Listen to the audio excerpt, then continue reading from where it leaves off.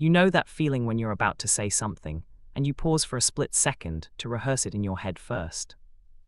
Not because you don't know what you think, but because you're calculating how it will land, how it might be received, what reaction it might trigger. So you adjust it, soften it, sometimes you don't say it at all. Most people never notice this, they just assume you're quiet, or reserved, or maybe even a little distant. But what they don't see is how much is actually happening beneath that pause. And how early that pause began. People tend to misunderstand this kind of behavior. They label it as overthinking, lack of confidence, or being too controlled. But that interpretation misses something important. Because this isn't a personality flaw. It's a pattern, one that makes sense once you understand where it comes from. And for a lot of people, it traces back to something very specific. People who grew up with strict parents. Not just parents who had rules, but parents where rules were constant, non-negotiable, and often tied to emotional consequences. Where being wrong wasn't just a mistake, it carried weight. There's more going on here than people realize. Psychologically, when a child grows up in a highly controlled environment, their brain adapts in very specific ways. Studies in developmental psychology show that environments with high expectations and low tolerance for deviation tend to shape something called heightened internal monitoring. In simple terms, the brain becomes trained to scan for mistakes before they happen. Not after. Before. This connects to how the nervous system develops.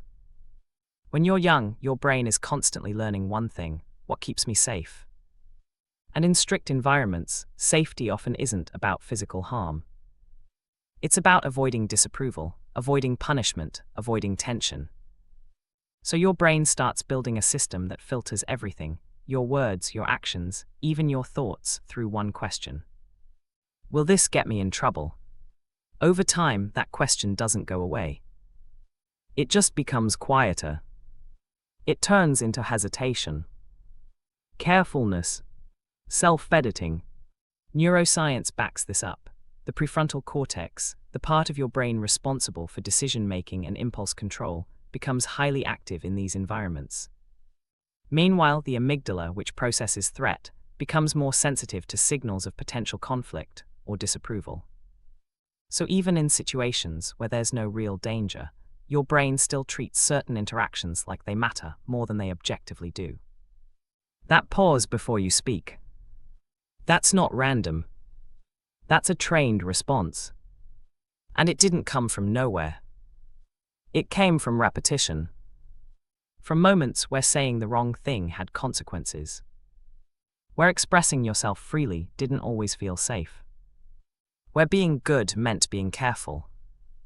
Over time, your system adapted. Not because it wanted to restrict you, but because it was trying to protect you.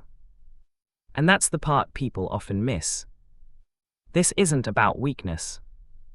It's about precision. But it's important to say this clearly. This pattern isn't better or worse than any other way of growing up. Some people are raised in more open, flexible environments and develop a different kind of confidence, one that comes from expression without fear. Others develop this internal filtering system. Neither is more correct. They're just different adaptations to different environments. And both come with their own strengths and limitations. Because here, where it gets more interesting. That same habit of thinking before speaking, of scanning before acting, creates something most people don't expect. It creates depth. People who grew up with strict parents often develop a kind of awareness that's hard to teach later in life. They notice tone shifts, subtle reactions, unspoken dynamics. They read the room almost automatically. And they tend to be more intentional, not just with what they say, but with how they move through the world.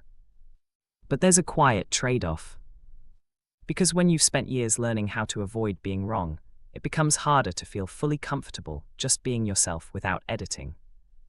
Even when no one is judging you. Even when the environment is safe. There's still that small voice asking, is this okay? And that can create a kind of internal distance. Not from others, but from your own spontaneity. From your own raw, unfiltered self. It's subtle, but it's there. And once you notice it, you can't really unsee it. But here's the part that matters. None of this means something is wrong with you. It means your brain did exactly what it was designed to do. It learned. It adapted. It protected you in the environment you were given. And even now, in completely different circumstances, it's still trying to do that same job. That pause you feel before speaking, that awareness, that carefulness, it's not random. It's a reflection of everything you've experienced. And it carries value.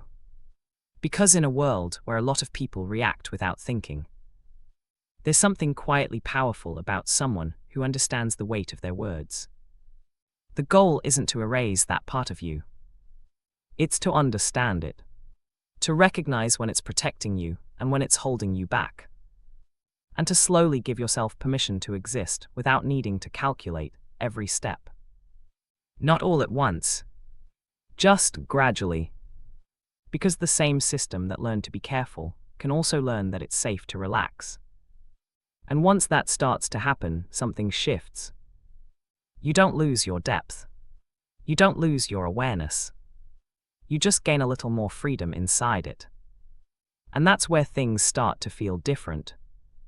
If this kind of content speaks to you, you already know what to do.